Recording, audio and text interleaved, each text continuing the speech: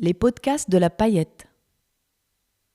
Découvrez l'une des rencontres du Festival des médias indés qui s'est tenue les 11 et 12 avril 2026 à Rennes. Bonne écoute. Bonjour à tous et à toutes, merci d'être là. Alors nous avons 40 minutes, je ne sais pas si ça va être suffisant, mais en tout cas on va essayer de brosser un schéma de ce que sont les procédures Bayon et surtout comment riposter, puisque la rencontre s'appelle Riposter aux procédures Bayon. Donc moi je me présente, je suis Charlotte Lavreul, la directrice exécutive du Fonds pour une presse libre, le FPL qui est en partenariat avec La Paillette sur cette première édition du Festival des médias indépendants. Et à côté, j'ai trois collègues, donc Mathias Destal de Disclose, qui est le cofondateur de Disclose, Gilles Triolier, qui est le cofondateur du Poulpe, et Antoine Champagne, qui est le cofondateur de Reflet.info. Alors, je ne sais pas si vous savez exactement ce qu'est une procédure Bayon. On en parle de plus en plus ces derniers temps et ces dernières années. Je vais peut-être commencer en vous expliquant ce qu'est une procédure Bayon. Donc, c'est une procédure juridique qui est lancée alors, de plus en plus par des acteurs économiques, des personnalités politiques ou même des entreprises. Et ces procédures ont pour objectif en fait, de dissuader, d'intimider les journalistes et les médias, mais également de les épuiser. Et surtout, ça représente un coût financier pour ces médias indépendants principalement, puisqu'ils sont en situation de vulnérabilité économique par rapport à des grands, on va dire à des médias dominants. Et donc, on est justement ces dernières années, ce sont des procédures qui se multiplient en France, mais également en Europe et dans le monde. Donc, moi, ce que je vous propose, c'est d'abord de faire un petit état des lieux en France avec ces trois médias qui, eux, sont victimes de ces procédures Bayon et voir après comment est-ce qu'on peut riposter justement à ces procédures. Donc, je vais donner la parole à Mathias Destal qui va vous parler notamment de leur malheureuse, en tout cas de leur expérience de procédure Bayon à Disclose.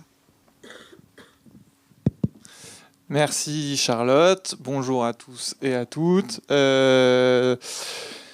Disclose juste en un mot pour ceux qui ne connaissent pas, mais donc c'est un média d'enquête, d'investigation à but non lucratif et on enquête sur tout un tas de sujets qui vont des pollutions industrielles aux ventes d'armes, le sujet qui nous intéresse, à la surveillance et la surveillance policière, aux violences sexistes et sexuelles. Voilà, c'est très généraliste. Et du coup, sur les ventes d'armes, on a beaucoup travaillé, depuis la création, on bosse sur ces questions-là, sur la question des exportations d'armement de la France à des régimes autoritaires ou des régimes qui sont en guerre et qui utilisent ce matériel contre des civils, donc dans des crimes de guerre. Et on a beaucoup bossé ces dernières années sur les acteurs français qui produisent de l'armement et qui le vendent à des compagnies d'armement israéliennes et qui livraient du matériel donc en Israël susceptible d'être utilisé contre des civils à Gaza. Nous, ce travail, très important pour nous parce que la France cache ses liens jusqu'à... Israël a décidé qu'il y avait un embargo maintenant sur les armes venant de la France. On aurait bien aimé que ça soit l'inverse qui se passe, mais c'est ainsi. Et donc on avait fait une enquête notamment sur Thales. Thales qui fournit beaucoup de pièces détachées de matériel électronique essentiel au fonctionnement des drones, sachant que les Israéliens, dans leur guerre, ont utilisé massivement le ciel et des drones. Beaucoup de drones armés. Ils ont bombardé avec des drones de manière massive et ça continue. Et donc nous, l'enquête, c'était sur la base de factures, de documents internes à la multinationale. Thales, c'est une des plus grosses boîtes d'armement françaises. C'est détenu par l'État français. C'est 21 milliards d'euros de chiffre d'affaires en 2024, donc c'est costaud. Nous, Disclose, c'est 400 000 euros annuels. Et donc du coup, sur la base de documents matériels, c'était pas de la suspicion ou de la rumeur, c'est des éléments qui nous montraient les livraisons, des bons de livraison, etc. Et des informations sur quel type de drone. Donc nous, on est ensuite allé chercher ces modèles de drones où ils étaient utilisés. On a documenté des frappes. de ce type de drone, sans pour autant qu'on puisse dire que le matériel était directement installé sur les drones qui ont tapé. Mais il y a des conversations privées qui s'affichent. Je ne sais pas comment faire.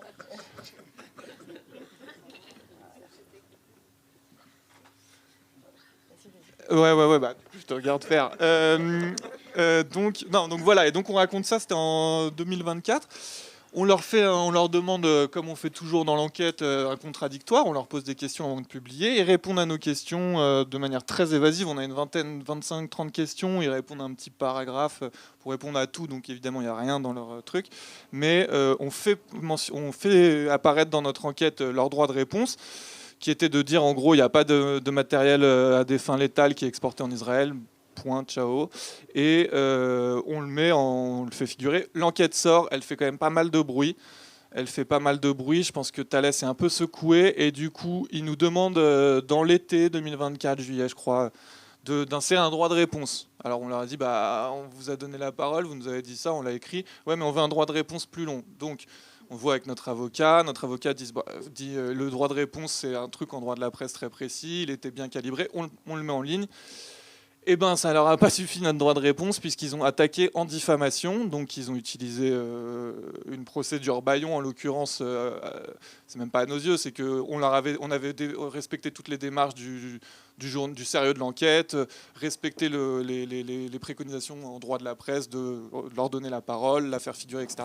Ils attaquent et cette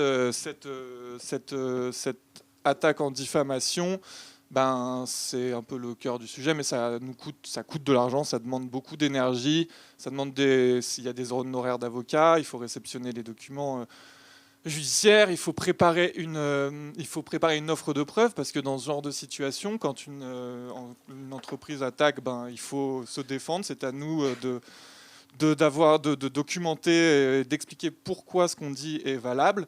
Donc nous, la juge d'instruction qui est en charge du dossier aujourd'hui nous a demandé par un courrier, nous a dit: est-ce que vous avez des remarques à faire et à préciser sur l'attaque en question? On lui a répondu: non, tout est dans l'article, tout est en ligne, tout est en accès libre, madame la juge. Donc non, on attendra le procès, on verra bien. Ceci étant, c'est une chape de plomb, ces procédures-là. Je vous disais, là, c'est une boîte milliardaire contre un petit média, c'est du temps de défense, c'est psychologiquement assez embêtant. Je vais laisser ma parole à mes camarades, mais oui, voilà, procédure bâillon, quoi. Thales et sa procédure bâillon. Un géant face à Disclose, en fait. C'est une énorme entreprise, et vous êtes un petit média, mais pas au mauvais sens du terme, en fait. C'est juste que vous dérangez. Mais non, il y a un truc que je voulais dire, c'est que cette procédure pour une entreprise comme celle-là, moi je pense, entre nous, j'en sais rien, j'ai pas de contact à Thales qui me dit ça, mais j'ai envie de croire, comme c'est souvent le cas dans ce type de procédure abusive, qu'ils vont la retirer avant d'aller à un procès, parce que c'est pas dans leur intérêt d'aller au procès, parce qu'encore une fois, on a toutes les preuves matérielles, donc c'est pas un sujet. À mon sens, ils font ça, Thales et beaucoup d'autres, en général dans les procédures bâillon, pour dire, il y a deux raisons principales. La première, c'est dire à nos petits camarades qui pourraient être intéressés d'enquêter sur eux, on attaque, donc faites attention. Donc ça peut réfréner tout un tas de journalistes indés ou petits médias qui font ce travail d'investigation que d'autres ne feraient pas, ou de grands médias qui ont des directions un peu frileuses et qui disent on va pas y aller. Ça, c'est une première chose. Et la deuxième chose de ce type de procédure, c'est de dire à ses partenaires économiques et financiers: regardez, on a déposé plainte en diffamation, et la diffamation en droit de la presse, on a une mise en examen automatique. Donc les journalistes, en l'occurrence moi, Ariane Lavrieux et la présidente de Disclose de l'association Magali Serre, on est mis en examen dans cette affaire, c'est normal, mais c'est pas mal de dire à ses partenaires économiques: non, mais ils sont en examen, tout ça, voilà, ça permet aussi à ces grands groupes de continuer à faire leur boulot. Et nous aussi, finalement. Merci Mathias. Je vais passer la parole à Antoine Champagne maintenant, dont le média a enquêté sur, on va dire, l'empire Drahi avec l'entreprise Altis. Vous avez aussi, vous, été victime d'une procédure bâillon, et pour lequel on avait initié un appel collectif, je crois, au FPL. Drahi ne nous fera pas taire, je crois. Je te laisse la parole. Oui, bonjour. Alors nous, c'est un cas petit peu particulier, qui diffère, parce qu'effectivement, normalement, les entreprises, quand elles attaquent sur le droit de la presse. On se retrouve devant une chambre avec des procédures qu'on connaît, la 17e à Paris. Enfin bon. Là, nous, dans ce cas précis, l'avocat de Drahi et d'Altis, qui était d'ailleurs l'avocat de Nicolas Sarkozy en première instance, et qui avait attaqué Mediapart aussi d'une manière un peu tordue, a contourné le droit de la presse. Et il est venu nous chercher devant le tribunal de commerce pour violation du secret des affaires. La fameuse loi sur le secret des affaires, où toute la presse avait alerté en disant ne votez pas cette loi parce que les entreprises vont l'utiliser pour empêcher les journalistes de faire des procédures bâillons et empêcher les journalistes d'enquêter sur les entreprises. Puisque le secret des affaires, c'est large. Mais on avait juré à l'époque que non, jamais les journalistes ne seraient concernés. La preuve par Drahi, c'est arrivé. Et ce qui est un peu curieux, c'est qu'en première instance, le juge, tribunal de commerce, ce n'est pas des juges professionnels, il a décidé que, à la demande de Drahi, effectivement, on allait interdire à Reflet de continuer ses enquêtes. C'est-à-dire qu'on était assis sur un lot de 450 000 documents, certains font 1000 pages, pour vous donner un ordre de grandeur. Donc on avait vraiment toute l'histoire de la fabrication du groupe Altis depuis ses débuts, tous les échanges de mails avec les avocats, les fiscalistes, etc. On avait vraiment de quoi faire une longue saga. Et le juge décide qu'on n'a plus le droit d'écrire sur ce sujet. Donc voilà pourquoi c'est véritablement une procédure bâillon, puisque pour la première fois, en fait, on interdisait un journal de manière préalable, en fait, d'écrire sur quelque chose. Normalement, on est poursuivi sur ce que l'on a écrit, pas sur ce que peut-être on va écrire, ou peut-être pas d'ailleurs. Voilà. Donc on a fait appel. Et on a gagné sur toute la ligne en appel. Mais, comme disait mon camarade, et comme sûrement va le dire un autre camarade ici du Poulpe, c'est que c'est beaucoup de pression, c'est beaucoup d'argent dépensé en défense, parce que chaque acte de procédure, chaque signification par huissier, etc., tout ça coûte de l'argent. Les avocats, même s'ils nous font des prix, ça coûte très cher. Et pour essayer de finir sur une note positive, je dirais que ce qui peut nous servir comme arme pour lutter contre ça, ce sont nos lecteurs. Et effectivement, sur ce coup-là, à la fois le FPL, le reste de la presse qui s'est senti bien sûr concerné, parce que s'il y avait une jurisprudence chez nous, ça pourrait être embêtant pour eux, et on pourrait interdire préalablement une enquête.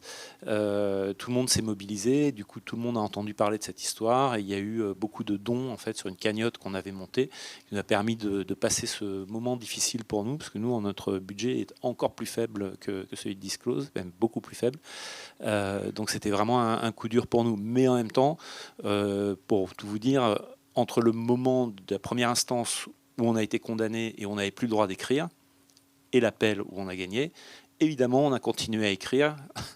Et on a même monté un pool de médias avec Street Press et Blast. Et on a travaillé pendant tout 1 an et demi. On a sorti 40 enquêtes différentes, un peu plus, sur Patrick Drahi et ses montages financiers un peu abracadabrants. Voilà. Et peut-être ce que tu peux dire, parce que c'est public, c'est que cette procédure bâillon a quand même coûté énormément d'argent à Reflet. Je crois, si je ne me trompe pas, c'est l'équivalent de 30 000 euros. Oui, c'est à peu Donc près ça. 30 000 euros en frais d'avocat, c'est énorme. Alors, ça dépend pour qui, mais pour un média indépendant comme le vôtre ou comme d'autres, 30 000 euros, c'est colossal. C'est assez colossal parce qu'on tourne sur à peu près 60 000 euros de chiffre d'affaires par an. Donc, ouais, c'est la moitié d'une année de chiffre d'affaires. Donc c'était beaucoup d'argent. Après, voilà, la cagnotte nous a permis de passer ce moment difficile, mais ouais. Merci Antoine. Je vais donner la parole à Gilles Triolier, donc pour aussi une affaire, une belle affaire tirée par les cheveux, avec l'entreprise Valgo aussi. Je te laisse la parole. Donc nous, le Poulpe, on évolue en Normandie, exclusivement sur le territoire normand, et ce qui nous a amené à nous faire bâillonner, enfin en tout cas une tentative de bâillonnement, c'est une grosse enquête sur la dépollution d'une friche industrielle, d'une raffinerie Shell, qui avait été exploitée pendant 100 ans, donc on imagine tous les hydrocarbures qu'il y avait dans le sol. Des pollutions ratées, en tout cas effectuées partiellement par un gros industriel qui s'appelle Valgo, et qui œuvrait pour le compte de Amazon. C'est Amazon qui devait installer une plateforme logistique à cet endroit-là. Et nous, on a des informations, On investigue et on a une trentaine de témoignages jusqu'au chef de chantier, tous les corps de métier qui ont bossé là-dessus, qui nous disent qu'il y a des hydrocarbures qui sont encore dans le sol, ils ont rebouché ça n'importe comment, il y a ici de l'amiante, ici de la laine de roche, enfin bref, un carnage. On sort ça après 3 mois d'enquête, notre journaliste bosse longtemps dessus. On fait les choses dans les règles de l'art, avec un contradictoire assez long avec le PDG de la boîte, qui nous répond longuement, 2h30, ses réponses sont insérées dans l'article, on fait vraiment un travail très propre. On sentait que le sujet était touchy, donc on l'avait fait relire par notre avocat, pour vraiment bien border les choses dans la rédaction. Et ce qui n'a pas empêché Valgo de nous attaquer. Il y a eu donc 2 ans et demi de procédure qui se sont soldés par une victoire de notre part. On le savait d'ailleurs, c'est le principe de la procédure Bayon. C'est-à-dire que l'industriel nous attaque en sachant que notre sujet est carré, qu'il a très peu de chances de gagner, mais il le fait voilà, pour nous plomber. Ça nous a coûté, nous, 20 000 €. On a réussi, en riposte, il y a une riposte économique, on a fait une campagne de financement, on a appelé au soutien de nos lecteurs et on a réussi à récupérer 35 000 €. Donc finalement, cette opération a été blanche financièrement, mais a été psychologiquement ardue à gérer. C'est 2 ans et demi de choses à faire et qui empiètent sur le travail journalistique, évidemment. Là où ces braves gens auraient pu s'arrêter là, non, ils ont été encore plus loin, un degré en plus dans la fourberie. Et ils ont tenté de briser le secret des sources, de savoir qui nous avait renseigné, en utilisant le tribunal de commerce. Donc ils avaient un soupçon, ils pensaient qu'une boîte concurrente nous avait renseigné, mais voilà un soupçon qui émanait uniquement d'eux, sans aucune base factuelle. Ils ont été voir le président du tribunal de commerce et ils ont demandé d'ordonner une descente d'huissier dans la boîte concurrente. Et des flics sont venus, des huissiers, il y a eu saisie de mail, enfin toute une opération dans laquelle nous on n'était pas du tout liés, on n'était pas partis, on a été mis au courant après. On aurait pu très bien ne pas être au courant de ça. Et ça s'est soldé par... il n'y a rien eu à la sortie, il n'y a pas eu d'action parce qu'ils n'ont rien trouvé. Mais voilà, il y a eu un coup double, à la fois le procédure Bayon en diffamation et à la fois la tentative de briser le secret des sources. Donc nous, voilà, on s'en est sortis sans trop de dommages. Mais bon, voilà. Et au-delà de ça, je voulais dire que la meilleure riposte, elle est effectivement économique, c'est-à-dire que ça nous permet de passer ça et de passer le cap financièrement, mais elle est aussi éditoriale, c'est-à-dire que nous, on a continué à enquêter sur Valgo. Et on a sorti une autre belle enquête 2 ans après sur une autre dépollution qui avait été faite avec les pieds, cette fois sur un chantier naval dans les Balkans. Donc voilà, la riposte, elle est double, c'est-à-dire qu'il faut qu'on arrive à avoir les reins assez solides financièrement pour passer le cap, et en même temps, nous donner les moyens de continuer à enquêter sur ces boîtes-là. Donc voilà. Merci Gilles. Alors c'est vrai qu'on se rend compte, vous avez dit en effet que c'est quand même des procédures qui sont épuisantes parce que ça vous coûte de l'argent, ça vous également en attendant vous ne faites pas forcément votre boulot de journaliste parce que ça vous prend du temps aussi de travailler avec vos avocats, d'aller chercher les arguments, enfin d'aller chercher tout un tas de documents. Et puis aussi dans tout ça, en fait, l'enjeu, c'est quand même l'accès à l'information, le droit de savoir de chacun et de chacune, parce que vous révélez quand même des informations d'intérêt général, des informations d'intérêt public. Et ces gens-là, on sait très bien que quand ils intentent ces procédures-là, ils savent la plupart du temps qu'ils ne vont pas gagner. Évidemment. Quand on voit que Vincent Bolloré intente une multitude de procédures Bayon contre des médias indépendants, il les perd systématiquement. Mais en fait, c'est pour épuiser justement cette presse indépendante, qu'en attendant, vous ne pouvez pas bosser comme vous aimeriez le faire. Donc, il y a un vrai enjeu démocratique avec ces procédures Bayon. Et au niveau européen, il y a l'Union européenne qui s'est emparée de ce sujet. Donc, il y a une directive européenne qui a été adoptée au niveau européen et qui doit être transposée dans le droit français d'ici un peu moins d'1 mois. Et la France est tenue en fait de transposer cette directive. Alors évidemment, il y a un seuil minimal juridique et avec vous et d'autres médias indépendants et d'autres organisations de la société civile en France, on a publié une tribune sur il vous reste maintenant quasiment moins d'1 mois pour transposer cette directive et il faut vraiment avoir un objectif de transposition ambitieuse en fait de ce texte européen. On ne se fait pas trop d'illusions. On sait très bien que vu le contexte politique, législatif et tout ce qui se passe actuellement en France, on n'a pas trop d'espoir là-dessus. Mais avec cette tribune et cette coalition qu'on monte sur comment lutter contre les procédures Bayon, il y a quand même un mouvement de riposte de la presse indépendante, mais pas que de la presse indépendante, aussi de plus grands médias. Nous, par exemple, au Fonds pour une presse libre, on a créé, il y a maintenant 5 mois, en octobre 2025, en partenariat avec une ONG internationale qui s'appelle Media Defense. Justement, on a créé un fonds d'aide juridique pour la presse indépendante pour soutenir les médias indépendants qui sont victimes de ces procédures bâillons. Alors, on parle plus de procédures abusives. Et ce fonds, en le créant en octobre 2025, on a fait aussi appel au public, à la communauté du FPL, mais même au-delà, pour doter ce fonds, pour pouvoir après soutenir financièrement les médias indépendants. Et en 15 jours, on a réussi à collecter 100 000 euros. Donc ces 100 000 euros sont destinés intégralement aux frais juridiques que le FPL et Media Defense prennent en charge pour aider justement ces médias indépendants. Et à ce jour, sur les 100 000 euros qu'on avait... on avait dit qu'on avait 2 ans pour les dépenser. On a déjà dépensé 26 000 euros. Donc, un tout petit peu plus d'un quart en 5 mois. Donc, on se dit à mon avis, on ne tiendra pas ces 100 000 euros sur 2 ans. Mais c'est pour dire qu'il y a quand même des initiatives qui se créent pour riposter justement contre ces procédures abusives. Donc, au FPL, on a créé ça. Mais je sais qu'il y en a aussi... il y a d'autres méthodes et d'autres initiatives qui se créent. Donc, vous avez parlé des campagnes de financement, enfin des appels à dons pour justement vous aider. Mais c'est aussi ces campagnes, pour certaines, ont un coût. C'est-à-dire que ça vous prend du temps, ça vous prend de l'énergie, donc ça vous... Évidemment, du coup, vous ne pouvez pas travailler comme vous l'entendez. Est-ce que vous pouvez réagir sur ces campagnes que vous avez menées? Et après, je laisserai la parole à Mathias qui peut-être ira un petit peu plus sur l'aspect européen. Et voilà. En parlant pour notre cas, c'est vrai que ça a pris du temps à organiser. Mais bon, on était accompagné par un professionnel du crowdfunding, on appelle. Donc, et puis ça, quand même, en termes d'image et de publicité, ça a quand même eu une certaine caisse de résonance. La campagne a été relayée par tous les médias partenaires, même des plus gros médias. On est passé sur France Inter, sur Culture. À la sortie, en termes même de notoriété et même financière, ça a été un gain pour nous.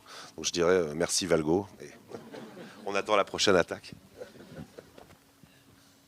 Antoine? Oui, c'est sûr qu'en termes de notoriété, une grosse affaire, un gros procès bâillon, forcément, ça augmente la notoriété du média. Mais effectivement, comme tu dis, quand on veut monter une campagne, il faut faire appel à quelqu'un parce qu'on ne sait pas faire bien, ce n'est pas notre métier. Ça prend du temps et donc il faut payer cette personne, puisqu'elle travaille. Donc oui, c'est des choses dont on se passerait volontiers, ouais, certainement. Ouais. Mathias? Non, mais j'ajouterais pour la riposte que donc du coup ils mènent une guerre juridique là, que ce soit des entités, des personnes physiques ou des boîtes. On dirait qu'il se passe un peu le mot. À l'échelle, aux États-Unis, les procédures bâillons, elles sont massives et c'est des millions qui sont demandés en dommages et intérêts par les boîtes. Je me souviens, il y a 5-6 ans, nous, quand on se lançait à l'époque, c'était les ONG qui étaient beaucoup attaquées parce qu'en plus, elles ne bénéficient pas des mêmes droits ou protections que les journalistes. Donc, des ONG comme Greenpeace et plein d'autres qui étaient visées, attaquées directement par ces procédures. Et à l'époque, procédure bâillon, c'était encore un truc très en dessous des bas bruit, en dessous des radars. Aujourd'hui, grâce à de la médiatisation des tribunes, votre boulot au FPL, nous, notre façon de riposter, parce que Disclose, pareil, du coup, on roule dans les brancards. Les gens commencent à voir, c'est comme la concentration des médias. À un moment, on s'en foutait, et tout d'un coup, et ben là, ces histoires d'attaques, de guerre juridique des groupes, les gens commencent à être sensibilisés, donc il y a du soutien. Et plus on est nombreux, plus nous, on est en fait meilleure défense, c'est l'attaque. Donc plus on est offensif, soit en publiant, soit en écrivant tout de suite qu'on est attaqué pour des raisons infondées, etc. On a un mouvement de fond qui est hyper puissant, et c'est populaire, et c'est peut-être aussi une façon de les réfréner au bout d'un moment, parce que moi je vous parlais de la réputation, mais en fait si on renverse la vapeur, leur image peut être bien écornée par le fait de lancer plutôt que de répondre sur le fond, d'utiliser leurs médias amis pour répondre ou de répondre à nos demandes de questions. Ils se lancent dans ces procédures qui peut-être un jour ils se réfréneront un petit peu, ou ils auront des conseils qui leur diront hop hop hop hop. Peut-être, pour te couper, peut-être que l'idée aussi, c'est de montrer que la peur doit changer de camp. C'est de dire que voilà, nous, on se mobilise. On a dit maintenant, vous arrêtez de nous poursuivre parce que vous n'avez pas le droit. Vous contournez le droit de la presse en allant, voilà, en saisissant des tribunaux de commerce, en allant sur des procédures de dénigrement. Mais voilà, on fait changer la peur de camp. Le fonds riposte qu'on a créé, par exemple, on s'est dit maintenant, systématiquement, quand il y a un média qui est attaqué, l'avocat dont on va prendre en charge tout ou partie des honoraires va demander systématiquement des dommages et intérêts pour justement à la partie adverse pour dire maintenant ça suffit. Ou on peut demander aussi la publication de communiqués judiciaires sur le site internet de l'entreprise, voilà, qui est aussi une image et de dire ça suffit, vous ne pouvez pas faire ça. Dommages et intérêts qui devraient quasiment être obligatoirement accordés aux médias mis en cause, parce que nous, on a gagné, mais on n'a pas récupéré d'argent. C'est-à-dire qu'ils ont... On a cru qu'ils allaient prendre en charge les frais d'avocat, pas du tout. Ça pourrait être inscrit dans que fait le législateur. C'est le plus fou dans ces procédures, c'est qu'en fait, même si on gagne à la fin, il n'y a pas de dommages et intérêts. Alors qu'eux, ils en réclament des centaines de milliers, voire des millions, et nous, donc du coup, quoi ? Non, non, mais Media Defense, non, c'était pour dire que donc la France, on commence à être quand même bien ciblé par ces problématiques-là. Il y a beaucoup de médias, secret des affaires, tribunaux commerciaux, dénigrement, donc contournement du droit de la presse en masse, et c'est déjà quand même... C'était juste pour élargir un peu, mais par exemple, sous Meloni, là, en Italie, ça explose. Dès que quelqu'un travaille sur des proches de Meloni ou certaines boîtes, procédure, donc il y a un média, l'IRPI Média, qui est un petit média d'investigation à but non lucratif, ils sont là, ils ont encore 5 ou 6 procédures Bayon en cours, c'est des centaines de milliers d'euros. Donc pareil, ils ont sur leur mur, ils ont une campagne de soutien, mais pour les connaître un peu, c'est psychologiquement hyper difficile. En Grèce, ils sont attaqués dans tous les sens aussi. Il y a des pays où c'est encore plus dégradé. Et il ne faudrait pas que ça se propage encore plus chez nous, même si c'est déjà bien en place. Mais c'est pour ça que c'est super d'avoir des occasions, des fenêtres de discussion pour en parler, pour qu'ensuite vous puissiez dire une procédure Bayon, c'est donc une procédure abusive. Non, mais je ne vais pas plus élargir que ça. C'est juste dire il y a un vrai phénomène international où voilà, il y a des millions qui sont mis pour nous silencier, quoi. Et il y a une ONG qui s'appelle CASE qui a rendu un rapport récemment qui disait que la France est dans le peloton de tête des pays européens les plus touchés par des procédures abusives envers les journalistes. Et c'est vrai qu'il y a quelques années, on disait mais non, mais en France, tout va bien, la presse se porte bien. Et comme dit Mathias, on a laissé, en fait, on n'a pas vu, on a un peu mis l'oreiller sur les prises de pouvoir, les rachats de médias. Et puis là, on se rend compte en fait que 90% des médias privés sont dans les mains des milliardaires. Donc, et en fait, les procédures Bayon sont pas du tout. Il y a pas, les armes sont complètement inégales. Voilà, il y a dans les grands médias dominants qui sont détenus par des grands groupes, donc qui ont évidemment beaucoup d'argent, et à côté des médias indépendants qui ont une vraie mission de journalisme d'intérêt public, qui révèlent des informations d'intérêt général, se trouvent confrontés, sont complètement à armes inégales, et ça les fragilise complètement. Alors, il y a la situation financière, mais il y a aussi la situation des équipes et des rédactions aussi. Ça, on n'en a pas parlé. Vous pouvez peut-être aussi en dire 2 mots sur l'état en fait des rédactions, des personnes. Le bien-être, je ne sais pas si je dois dire ça, mais comment vous voyez, parce que des médias indépendants, ce sont des toutes petites équipes, très souvent. Comment vous arrivez à vous soutenir, les relations que vous avez du coup avec vos abonnés ou vos donateurs, comment vous arrivez à expliquer ça ? Quel est l'effet que produit justement un soutien comme ça quand vous avez une procédure et que vous faites appel à la finalement générosité du public, c'est ça ? Ça fait plaisir, on ne se sent pas tout seul. Après, on n'est que 2 dans la rédaction, donc au niveau psychologique, ça va. Franchement, j'avoue que c'est pas quelque chose qui nous a beaucoup tourmenté. On savait qu'on allait gagner sur le fond. On pouvait pas trop le dire, mais on savait que c'était vraiment carré. Donc non, c'est long, c'est usant, mais on n'était pas à serrer les fesses tous les jours. Non, ce serait mentir que de dire ça. Maintenant, c'est plutôt à la sortie, on a quand même une petite part, il y a quand même un petit risque qu'on perde. Et là, on se dit, si on est condamné et qu'il nous demande 50 000 balles, on peut mourir tout simplement. Mais c'était quand même dans un petit coin de notre tête, mais pas vraiment présent. Donc voilà ce que je peux dire sur le sujet. Moi, je vais dire exactement la même chose. En fait, le seul risque qu'on avait, c'était effectivement de mourir, simplement parce que, c'est un peu comme Thalès, la fortune personnelle de Patrick Drahi, qui comprend Altis, évidemment, est évaluée à peu près avant ces derniers déboires et avant nos enquêtes, était à peu près évaluée à 6 milliards. Et en face, il y a nous, avec nos 60 000 euros de chiffre d'affaires par an.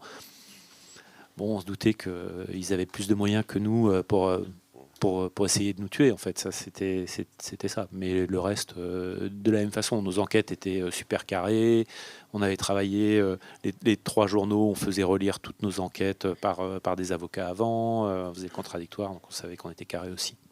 D'ailleurs, juste un mot, il s'attaque vraiment à des petits uniquement parce que Mediapart avait repris notre enquête dans une version allégée, mais ils l'avaient repris et ils n'ont pas attaqué Mediapart. Oui, Donc tout est dit, quoi. Pareil, ils n'ont jamais attaqué les journaux qui ont repris nos articles. Ça, c'était toujours nous et pas les autres. Ils ont tenté par voie d'avocat en discutant notre avocat et l'avocat notre avocat qui est celui de Mediapart aussi et le leur, de dire bon, le Poulpe, on s'en fout un peu, mais ce qu'il nous faudrait, c'est que Mediapart vous enleviez l'article de vos colonnes. Ils ont essayé de dealer ça, en fait. Évidemment, notre avocat et Mediapart les ont envoyés bouler, mais voilà leur problème. Ils n'ont pas attaqué Mediapart, mais ils leur ont demandé de retirer l'article. Je peux dire un truc ? Bien sûr. Non, mais ce qui est fort, c'est qu'en fait, là, on est en plus sur des raisonnements de médias indépendants. C'est important. C'est des équipes de journalistes qui comme tu es en train de le dire, nous, si on a remis une pièce dans la machine.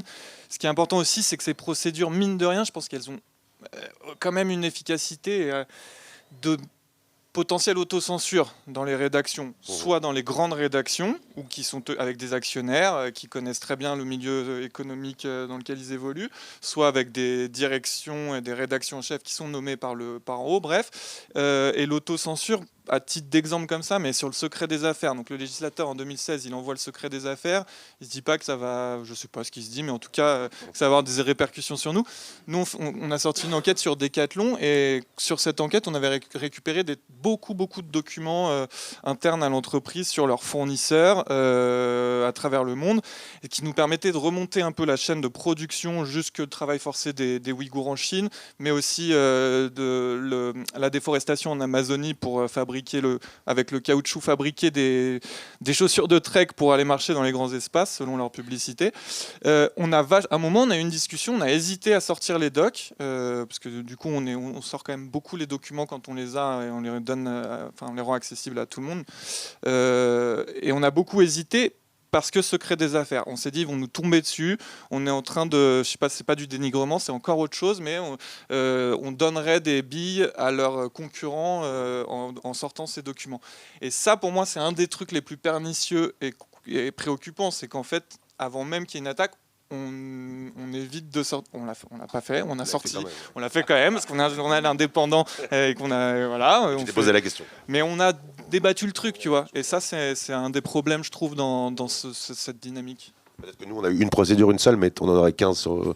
Voilà, ou t'en perds une ou deux, tu commences à effectivement te poser la question. Pour l'instant, on n'en a eu qu'une et on continue à être suffisamment fort pour en affronter, mais effectivement, si elle se multiplie, la question peut être différente. Ok, merci.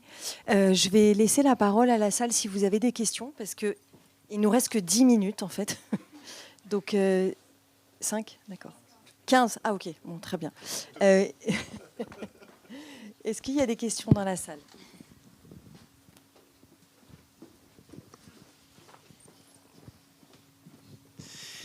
Merci pour tout ça. Vous parliez de la solidarité qui a finalement provoqué vos ennuis judiciaires avec vos lectrices-lecteurs. Est-ce qu'il y a une solidarité de vos pairs, de vos collègues ? Est-ce que votre affaire a été médiatisée dans Paris Normandie, si je suis bien le journal, ou pour vos autres ? Pas du tout. Au niveau local, on a eu aucun soutien, si ce n'est celui de la radio RCF, la radio chrétienne, étonnamment. Mais non, sinon tous nos confrères locaux n'ont pas fait écho à notre affaire. Par contre, au niveau national, oui. Là, on a pu compter sur le soutien de beaucoup de journaux, évidemment Mediapart, mais d'autres. Même, je ne sais plus, je crois que Libé a fait un papier. Enfin, il y a eu beaucoup de monde et on a pu en bénéficier. Mais au niveau local, non. Il y a une relation un peu complexe entre, on va dire, la presse mainstream en région et la presse indépendante. Même si on se connaît bien, on n'est pas vu vraiment comme un complément, mais plutôt comme un concurrent un peu agaçant. Merci. Peut-être pour vous deux, pour vous. Oui, enfin, nous, on a une comment dire, depuis notre création, on est un peu une espèce de truc à part, un peu bizarre dans le paysage médiatique. Mais pour la première fois, avec cette histoire avec Drahi, On a effectivement reçu un soutien à peu près unanime de toute la presse et enfin de toute la profession. Mais je pense aussi parce que c'était un risque de jurisprudence important qui allait s'appliquer à d'autres journaux. Le fait qu'on puisse censurer préalablement une enquête, c'était un vrai problème. Donc effectivement, tout le monde a pris conscience tout d'un coup que ah bah tiens, il y a ça qui arrive, il faut qu'on en parle, qu'on fasse quelque chose, et c'est super. Et c'était vraiment. Alors là, tu parlais de psychologie, enfin de poids psychologique. C'était vraiment une espèce de coussin d'air qui arrivait tout d'un coup. On se dit on n'est pas tout seul, il y a des gens autour, il y a des gens qui parlent de notre histoire. Ça fait du bien. Voilà, ça fait du bien au moral. Ouais. Oui, puis les syndicats de journalistes qui se sont Oui, ralliés, tous, les sûr, sociétés oui, des journalistes des différents médias aussi. Oui, donc ça a fait un sens et une solidarité d'une grande partie de la profession. Oui, tout à fait, tout à fait. On avait voilà, ce que je disais au début, on n'était pas habitué à voir. Par exemple, on a beaucoup d'enquêtes au début du journal qui étaient pour nous vraiment importantes, qui n'étaient jamais reprises nulle part, ou en tout cas on n'était jamais cités. Je parle de la presse mainstream. Et là, tout d'un coup, voilà, y compris les grands journaux habituels ont repris cette affaire et c'était bien. Et nous, précisément sur Thales, non.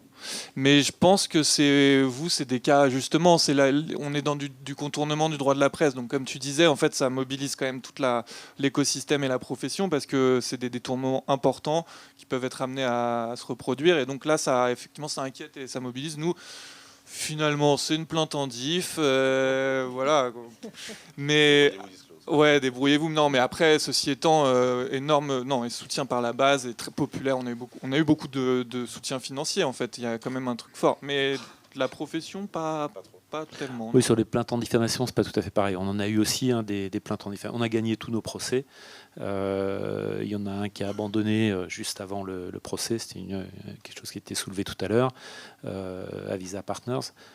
Mais oui, ça n'a pas fait de bruit particulier non plus parce qu'on est habitué à ça en fait. On sait qu'il y a qui sont finalement des procédures bâillons aussi, mais qui sont dans le truc plus classique, on va dire.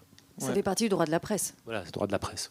Oui, nous on a, par exemple, quand on a eu un gros soutien de la profession, c'est quand le ministère des Armées nous a attaqués et que là, pareil, violation du secret de la défense nationale, contournement du droit de la presse, garde à vue de la journaliste Ariane Lavrieux, perquisition. Et donc là, on sort des cadres classiques et comme la sortie du cadre, mine de rien, se fait de plus en plus, il faudrait pas qu'on s'y habitue, mais il y a un vrai mouvement quand même à ces moments-là. Ouais. Journaliste en garde à vue, il y avait eu pas mal d'écho là autour de ça. Énorme écho, ouais. Grande solidarité de toute la profession, c'était très fort, ouais. Et en plus, on avait un peu peur, parce que on avait peur du côté légitimiste aussi d'une partie de la presse. On sait qu'en interne des rédactions, ils ont violé le secret de la défense nationale. On sait que ça se disait. Néanmoins, il y a quand même eu rang serré derrière une violation assez hors norme dans ce pays, quoi. Après, ce qui est intéressant aussi quand vous parliez des avocats qui sont avec vous et qui vous défendent, c'est vrai qu'il y a de plus en plus d'avocats spécialisés en droit de la presse qui s'engagent aussi auprès de la presse indépendante. Toi, tu parlais de l'avocat qui est aussi l'avocat... Emmanuel Torgman, saluons-le ici. Emmanuel Torgman, voilà, qui est aussi l'avocat de Mediapart, mais il y en a d'autres. Et en fait, nous, par exemple, au FPL, quand on a lancé l'appel à projet pour financer des enquêtes sur l'extrême droite, donc l'année dernière, on l'a refait cette année, pour justement essayer de contrer des éventuelles procédures bâillons, on a travaillé avec un pool d'avocats qui ont travaillé, alors pas pro bono, mais vraiment low bono, pour justement, une fois que les enquêtes étaient terminées, relues, s'il y avait le moindre doute sur un risque de procédure bâillon, en tout cas que le média ou le journaliste puisse être attaqué, on a fait relire par les avocats. Et le fait de se blinder en amont, ça limite les risques, mais ça ne les empêche pas. Mais en tout cas, ça limite les risques parce qu'ils savent après que s'ils attaquent sur ce genre de choses, ils vont perdre. Et la plupart du temps, ils perdent quand c'est vraiment, que c'est complètement abusif. Mais il y a aussi, dans la profession, il y a ces avocats qui s'engagent auprès de la presse indépendante et qui finalement mènent le même combat. Il y a un truc, tu parlais tout à l'heure de peur qui changeait de camp. Moi, je trouve que quand on a commencé Reflet en 2011, on s'est attaqué à une société dont on reparle un petit peu aujourd'hui dans le cadre du procès de Sarkozy sur le financement libyen. C'était une des contreparties, c'était la vente d'un système d'interception de l'ensemble des communications en Libye. Et à l'époque, on publiait, on sortait plein d'histoires sur cette boîte et sur cette vente, et on ne publiait aucun document, on ne publiait rien. On racontait le truc, on ne faisait aucun contradictoire, on les appelait jamais, on faisait rien, on était comme des punks, des pirates. Vous n'avez jamais été attaqué? Et on n'a jamais été attaqué. Mais on avait écrit, on espère qu'un jour, ils nous attaqueront pour pouvoir faire entrer en procédure la tonne de documents qu'on a récoltés sur eux. Et peut-être qu'ils se sont posé cette question, et d'ailleurs après Mediapart a révélé des écoutes entre les gens de cette boîte qui disaient qu'effectivement, il y en avait un qui disait il faudrait qu'on les attaque en diffamation, et l'autre répondait mais qu'est-ce que tu veux les attaquer, ils ont raison sur tout. Mais en fait, à l'époque, peut-être que les boîtes avaient plus peur de ce que les journalistes pouvaient sortir qu'aujourd'hui, où en fait les boîtes se disent on va mettre des millions en procédure et puis ils vont mourir. Oui, c'est ça, c'est parce qu'ils ont les moyens, en fait. Après, il y a des médias, par exemple, le média Warning Trading, dans lequel travaille Philippe Miller, qui quand même a été placé en garde à vue. Enfin, je ne vais pas revenir sur l'histoire, mais ce média a quand même été condamné à payer 38 000 euros. C'est la mort, en fait, du média. Alors, ils ont réussi à échelonner, parce que là, ils sont obligés de payer. Ils ont réussi à obtenir un échelonnement, en fait, pour essayer de tenir. Mais clairement, on parle de juste 38 000 euros, mais pour un média indépendant, clairement, c'est la mort assurée, en fait, si on n'a pas les reins solides. Voilà. Ce pas des sommes qui paraissent énormes, mais on a tous des petits budgets. Hein. Nous, c'est 90 000 euros, donc voilà, on avait environ 20 000 euros de frais d'avocat. Vous voyez ce que ça représente. Est-ce qu'il y a d'autres questions? Vas-y, Mathias. Non, je voulais juste dire, non, mais je sais pas en plus pourquoi. Bon, non, je voulais juste dire, en plus, c'est pénible de devoir faire relire ces papiers par des avocats. C'est ça que je voulais dire. Oui. C'est qu'en fait, ils mettent les amendes en plus, ils amendent les papiers. Des conditionnels partout, et des précautions ici, précautions là. Est-ce que lui, on va pas enlever son nom? C'est super relou. Et donc, du coup, voilà, c'est juste ça que je voulais dire. En plus, maintenant, il faut vachement faire appel à nos avocats. Ça coûte cher. Et en plus, ils nous amendent ça, comme tu dis. Oui, avec l'avocat pour dire je garde mon para là. C'est ça, c'est qu'il faut en plus que les médias prévoient dans leur budget des frais justement qui n'avaient certainement pas avant en tout cas. Évidemment. D'autres questions? Oui, j'en ai une, bonjour. Et merci d'être là d'ailleurs. Je voulais vous demander si on assistait à une recrudescence, si vous notiez une recrudescence de procédures Bayon. Je crois que vous le disiez juste avant quand même qu'on assistait, oui, c'était plus avant avec les ONG. Et s'il y avait aussi une décomplexion vis-à-vis des gens qui faisaient des procédures Bayon, et si quelqu'un peut m'expliquer pourquoi du coup aussi, s'il vous plaît. Moi, je suis bien incapable de dire s'ils sont décomplexés et pourquoi, mais je pense quand même que les avocats peuvent ils ont des avocats qui les conseillent et qui doivent conseiller d'attaquer, notamment par des voies du contournement du droit de la presse. Attaquer sur le dénigrement, ils seront faibles là-dessus. En plus, c'est des tribunaux qui ne sont pas sensibles aux questions de la liberté de la presse ou du droit de la presse, donc tribunaux commerciaux. Les types, ils n'ont rien à voir avec tout ça, donc ils suivent des recommandations sans trop savoir de quoi il en retourne derrière. Et moi, je pense vraiment qu'ils se regardent tous et qu'ils voient que, tiens, ça passe ici. Bolloré, quand même, avait fait ça sur un complément d'enquête, je crois. C'était un des premiers, une grosse procédure Bayon sur son business en Afrique. Je me demande si ça n'a pas donné un peu... Enfin, quelque part, ça fait pas des petits... Mais bon, c'est vrai, alors là, c'est pas du tout étayé. Hein, Non plus, je pourrais pas te répondre précisément, mais j'ai pas l'impression qu'il n'ait jamais été très complexé pour attaquer. Hein. Que ce soit les puissants politiques ou économiques, ils n'hésitent pas. Aujourd'hui, plus qu'hier, je ne sais pas. Oui, ça leur coûte rien. Les politiques, ils vont faire jouer la protection fonctionnelle. Enfin bon, il y a des trucs comme ça que voilà, personne ne sait. Mais un maire qui attaque un journal local en diffamation, les frais sont pris en charge par la mairie, donc par le contribuable, même si l'enquête... C'est de l'argent public en plus. C'est de l'argent public, c'est ça qui est fou. Mais un politique, en termes d'image, il hésite plus quand même, parce qu'il sait qu'il va s'engager dans un combat de boue. Là, il peut être éclaboussé aussi. Une boîte, c'est différent. Les boîtes, après, c'est plus opaque en fait. C'est plus opaque, on les connaît moins. Bref, en tout cas, nous, c'est plutôt des problèmes économiques qu'avec les politiques. Et en tout cas, c'est quand même vachement plus facile, surtout quand tu as des sous, de faire une attaque, d'attaquer, plutôt qu'encore une fois répondre sur le fond.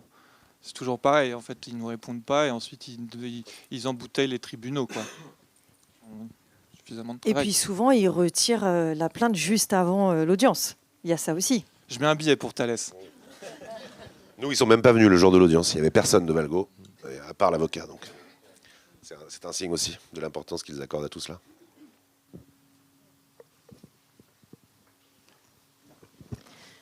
Moi, je fais partie d'une association qui milite pour les droits des Palestiniens et donc qui fait des actions contre les entreprises qui sont engagées avec la colonisation et tout ça. Donc, un des trucs avec lesquels on bosse, mais vous connaissez sûrement, c'est la liste noire. Enfin, nous, on n'appelle pas noire, des entreprises de l'ONU, la liste de l'ONU des entreprises mêlées à ça. Et ce que je trouve cocasse, moi, qui est assez réconfortant, c'est que bizarrement, quand même, les entreprises, ça les embête qu'on attaque leur image. Ça les arrête pas forcément, mais ça les embête quand même. Nous, on fait des actions devant les magasins, des trucs comme ça, mais en vrai, ça les embête. Je trouve ça cocasse. Bon, on essaye d'en profiter, mais qu'est-ce qu'ils craignent à travers ça, je sais pas. Bah, l'image, c'est quand même leur fonds de commerce, leur réputation. C'est bien d'écorner leur image. Est-ce qu'il y a une dernière question ?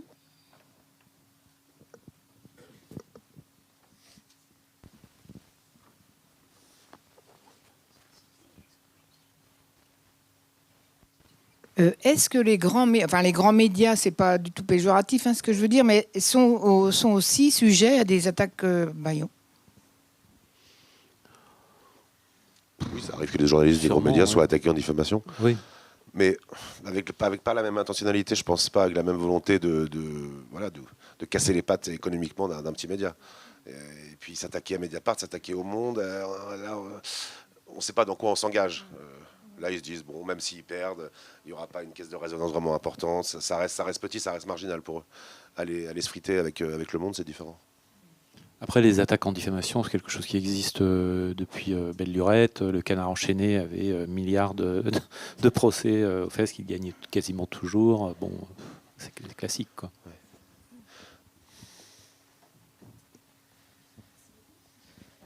Ouais. Il y a encore une question. Quelles étaient les relations que vous avez pu avoir, si vous en aviez eu, avec les organisations syndicales des entreprises qui ont été incriminées par impliquées? Est-ce que les organisations syndicales réagissent d'une certaine manière, d'une autre, section, est-ce que ça vous est arrivé? Vous n'avez jamais pu travailler avec elles,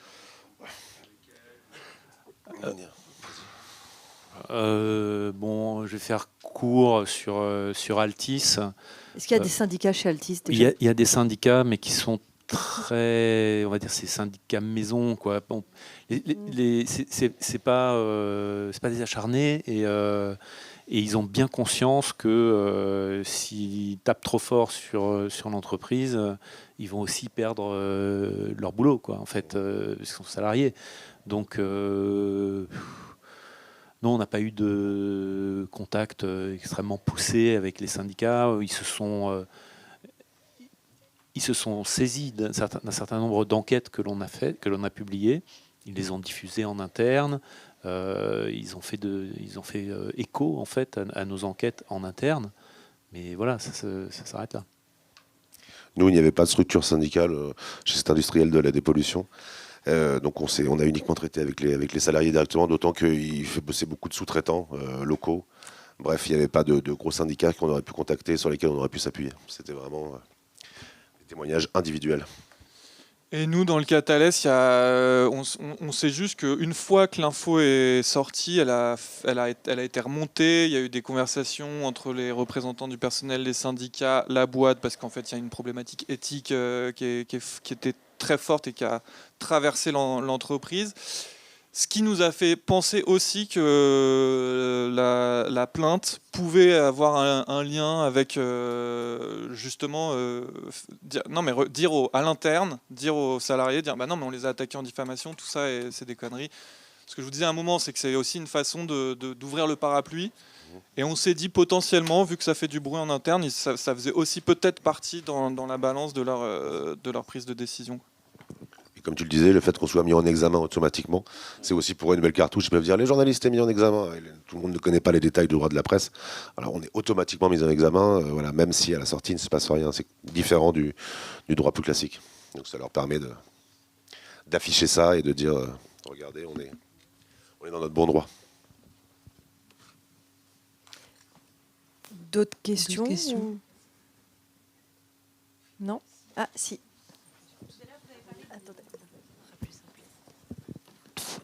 Oui. Tout à l'heure, vous avez parlé de directives européennes sur lesquelles, normalement, la France devrait s'appuyer. Dans quelle mesure ça peut représenter un filet de sécurité ou de protection, ou pas du tout? C'est ce que je disais tout à l'heure, en fait. C'est que donc, la directive, elle doit être transposée là, au 7 mai dans le droit français. Donc, c'est une obligation. Hein. Mais en fait, la directive, elle fixe un seuil minimal.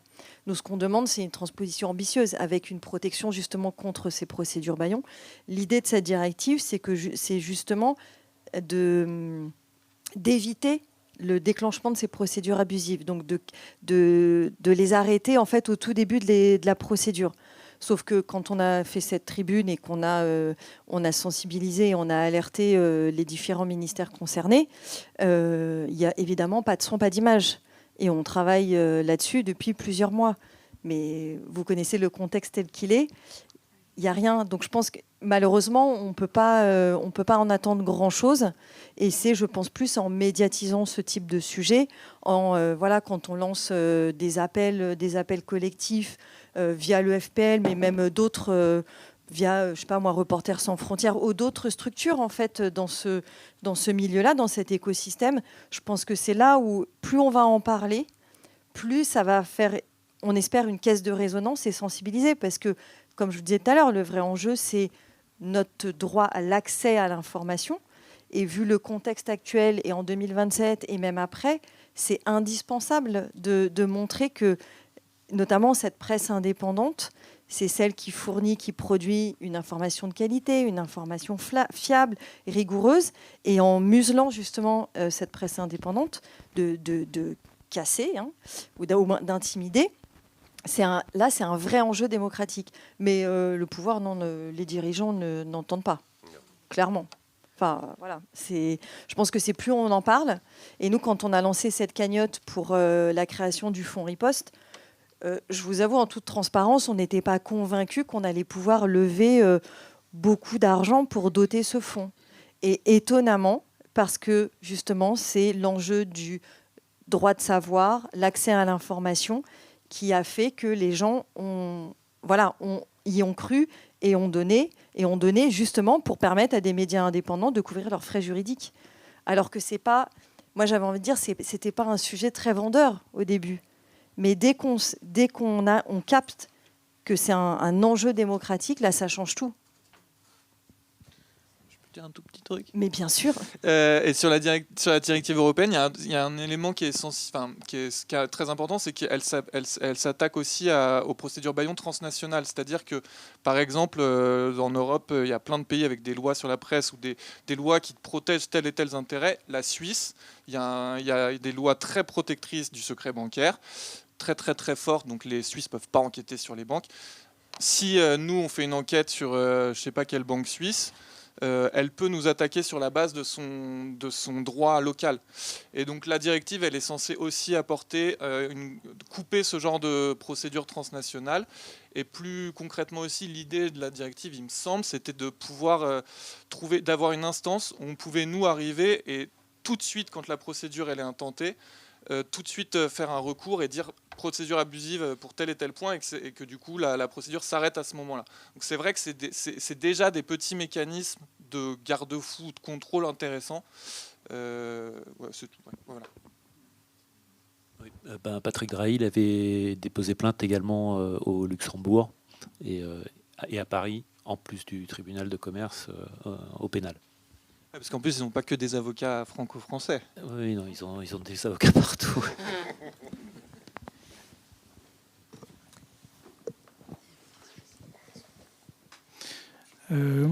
quelle est la force de l'association des médias indépendants, quand vous publiez des enquêtes ou que vous faites des enquêtes conjointes? Est-ce que ça vous donne plus de résilience face aux procédures Bayon? Oui, j'ai envie de dire oui. Pourquoi? Parce qu'ils sont obligés d'attaquer 3 médias différents ou 4 médias. Et puis, nos enquêtes sont plus lues parce qu'il y a plusieurs médias. On allie tous nos lectorats. Et donc, oui, ça, je pense que l'enquête fait plus de bruit. Il faut attaquer tous les médias. C'est plus ennuyeux, quoi. T'es sûr qu'il fallait attaquer tous les médias? Parce que dans notre cas, ils n'avaient pas attaqué Mediapart, par exemple. Ils avaient ciblé uniquement le nain, quoi, le petit média. Peut-être, je ne sais pas. Je ne sais pas non plus, je ne suis pas spécialiste. Non, mais par exemple, dans l'enquête sur Drahi, clairement, donc il y a eu cette décision du tribunal de commerce, mais en fait, vous avez fait un partenariat avec Blast et Street Press, et vous avez, entre la première instance et l'appel, vous avez justement continué à publier des enquêtes. Et là, il n'a pu attaquer personne. Et voilà, et là, ils n'ont pu attaquer personne, en fait. Ouais. On est quand même plus fort à plusieurs. C'est bon? Ouais, c'est bon pour les questions. Eh ben, merci beaucoup, merci d'être venu pour cette rencontre.